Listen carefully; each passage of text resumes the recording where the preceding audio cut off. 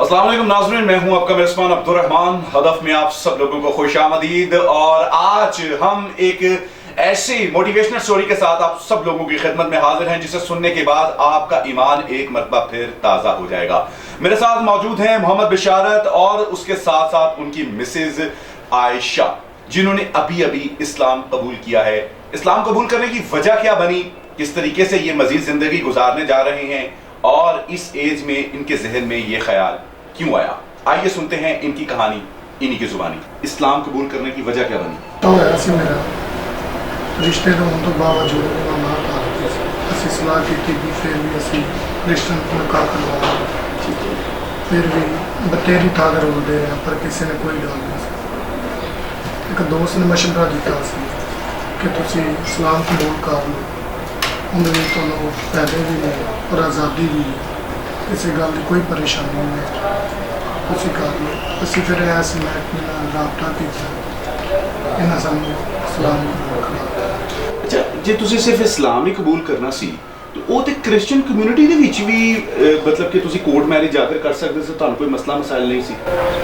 नहीं सर, वैसे ऐसे दिलों के ऐसे इस्लाम कबूल करना चाहते हैं। ਤੁਹਾਨੂੰ ਕਿਸੇ ਕਿਸਮ ਦਾ ਕੋਈ ਜ਼ੋਰ ਜ਼ਬਰਦਸਤੀ ਕੋਈ ਤੁਹਾਨੂੰ ਪ੍ਰੈਸ਼ਰਾਈਜ਼ ਕੀਤਾ ਕਿ ਤੁਹਾਡੀ ਜਾਂ ਤੁਹਾਨੂੰ ਕੋਈ ਲਾਲਚ ਦਿੱਤੀ ਕਿ ਤੁਸੀਂ ਜੇ ਇਸਲਾਮ ਕਬੂਲ ਕਰ ਲਵੋਗੇ ਤੇ ਫਿਰ ਤੁਹਾਨੂੰ ਕੋਈ ਕੁਝ ਨਹੀਂ ਕਹੇਗਾ? नहीं, किसी किस्म की कोई परेशानी नहीं।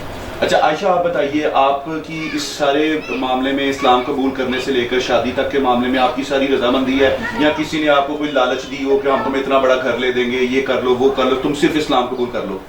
नहीं, कोई लालच नहीं। सारा कुछ अपनी खुशी से किया? जी।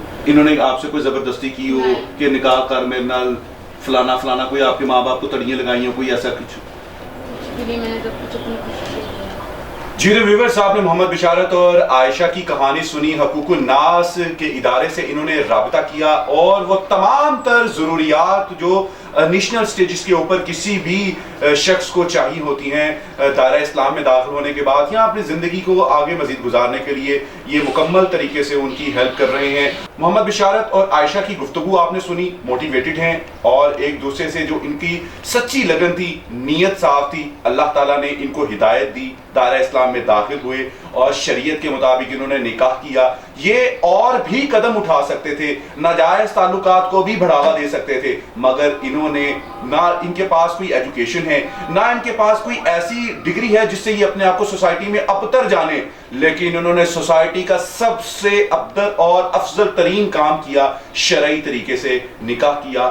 आयशा को इज्जत देते हैं और उस इज्जत का सबूत इनका निकाह है। हदफ के प्लेटफॉर्म पर अपना फीडबैक जरूर दीजिएगा। इजाजत दीजिए, अल्लाह हाफिज।